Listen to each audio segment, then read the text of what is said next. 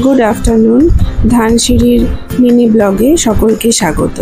আজ আপনাদের সাথে শেয়ার করলাম ইলিশ মাছের ভাপা রেসিপি। কিছু কারণের জন্য আজকে লং ভিডিও দিতে পারলাম না, তার জন্য সরি। সেই জন্য ভাবলাম একটা মিনি ব্লগ আপনাদের সাথে শেয়ার করি।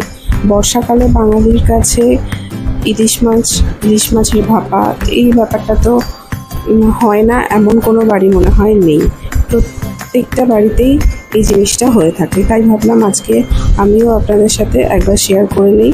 আমি আমার মতন করে যেভাবে করেছি সেটাই শেয়ার করলাম, কারণ আমি এর আগে আমার চ্যানেলে টুকটাক যেটুকু রান্নার ব্লগ আপলোড করেছি তাতে আপনাদের যে রেসপন্সগুলো পেয়েছি আমার খুবই ভালো লেগেছে। আপনারা আমাকে যথেষ্ট অ্যাপ্রিসিয়েট করেছেন আমার রেসিপিগুলো দেখে, তাই ভাবলাম যে এটাও একটু আপনাদের সাথে শেয়ার করে নিই। আমি এখানে একটা মাছ ধুয়ে ভালো করে পরিষ্কার করে একটু মাছটাকে তেলের ওপরে একটু সাঁতলে রেখেছি, কারণ একেবারে কাঁচা মাছের ভাপাটা আমাদের বাড়িতে কেউ খেতে পারে না।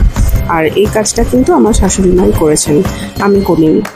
এখন রান্নাটা যেটা করছি সেটা আমি করছি, কিন্তু মাছটাকে একটু তেলের ওপরে দিয়ে হালকা এদিক ওদিক করে রাখাটা এই কাজটা আমার শাশুড়ি মাই করেছেন। তো যাই হোক, আমি এখানে এবার আপনারা দেখলেন একটা বোলের মধ্যে কিছুটা সাদা সর্ষে বাটা, অল্প পোস্ত বাটা আর হলুদ নুন এগুলো একসাথে দিয়ে মিক্স করে রেখেছিলাম। তার মধ্যে আরও অল্প একটু নুন দিলাম আর অল্প সামান্য একটু আদা বাটা দিলাম আর কাঁচা লঙ্কা পেস্ট দিয়েছি।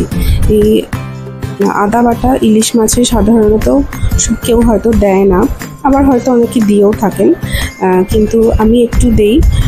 যদি কেউ না দিয়ে থাকেন কখনো একবার আদা বাটা অল্প সামান্য ভাপার মধ্যে দিয়ে খেয়ে দেখবেন।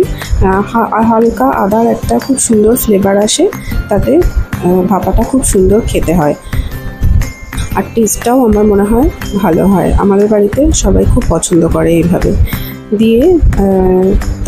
তার মধ্যে আমি সামান্য একটু কালো সর্ষে যে পেস্টটা আমি করে রেখেছিলাম সেটা একটু দিলাম। দিয়ে আমি এবার এটাকে ভাপাতে বসিয়ে দিয়েছি একটা বড় গামলাতে।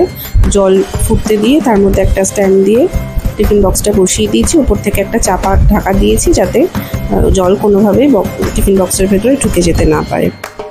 তো আমাকে জানাবেন রেসিপিটা কেমন লাগলো। ভালো লাগলে একটা লাইক করবেন, কমেন্ট করবেন, শেয়ার করবেন আর চ্যানেলটা সাবস্ক্রাইব করে পাশে থাকা বেল আইকনটা প্রেস করে দেবেন। দেখা হবে পরবর্তী একটা ভিডিওতে। আর লং ভিডিও খুব তাড়াতাড়ি আমার চ্যানেলে আসবেন, আপনারা দেখতে থাকুন, সঙ্গে থাকুন। দেখা হবে পরবর্তী একটা ভিডিওতে।